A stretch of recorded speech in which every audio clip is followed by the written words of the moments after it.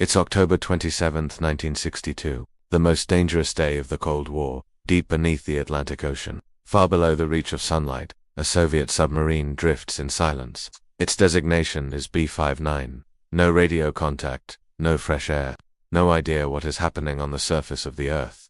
Inside the steel hull, the temperature has climbed past 120 degrees Fahrenheit. Sweat drips from the ceiling. Men struggle to breathe.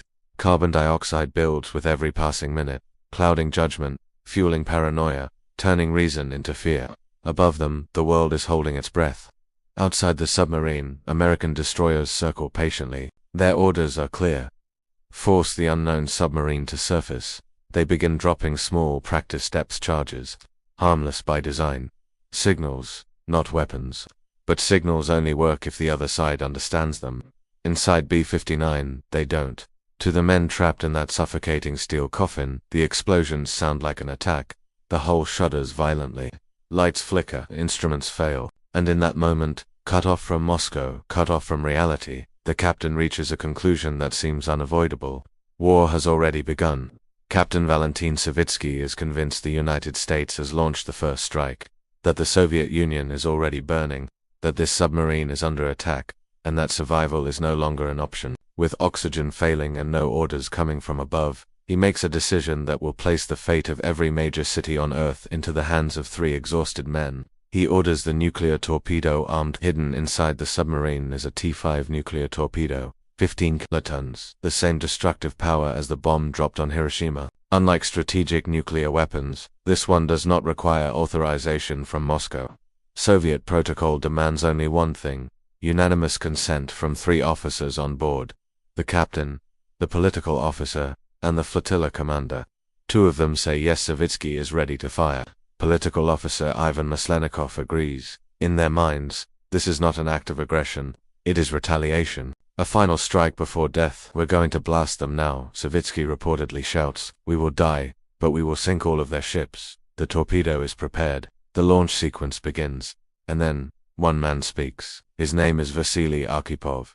Arkhipov is not louder than the others. He does not shout. He does not threaten. But he does something far more dangerous in the Soviet Navy of 1962. He refuses. Quietly, calmly, firmly. For 13 minutes, the world balances on the edge of annihilation. Arkhipov argues that the pattern of explosions doesn't match a real attack.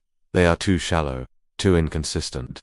He insists these are warning signals, not kill shots. He reminds them that no official declaration of war has been received, that launching a nuclear weapon without confirmation would guarantee the very destruction they fear. Around him, the submarine shakes. Men collapse from heat exhaustion. The air is thick, metallic, barely breathable. Every second stretches into an eternity. This is not a debate held in comfort. This is reason fighting panic inside a pressure cooker. And Arkhipov does something unthinkable. He vetoes the launch. As the most senior officer in the flotilla, his refusal carries weight. Enough weight to stop the torpedo. Enough weight to force the captain to reconsider.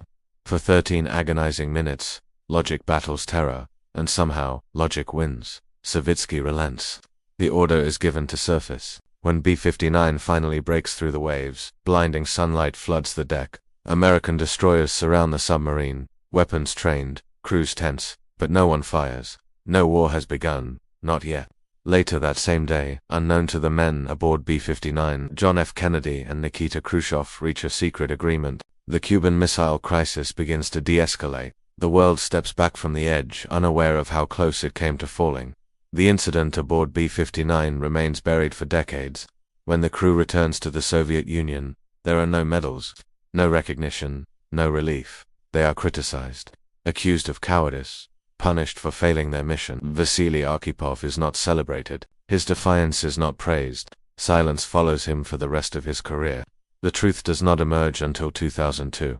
Only then does the world learn that a single submarine, armed with a nuclear weapon, came within minutes of triggering World War III, and that one man, unknown, uncelebrated, and unheard of at the time, stopped it. Former U.S. Secretary of Defense Robert McNamara would later admit, "We came within a hair's breadth of nuclear war without realizing it."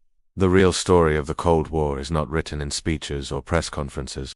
It's written in moments like this, in dark rooms, in impossible conditions, in the quiet defiance of someone who chose reason over procedure, and calm over fear. Vasily Arkhipov reminds us that sometimes the difference between peace and annihilation is not a missile or a president or an army.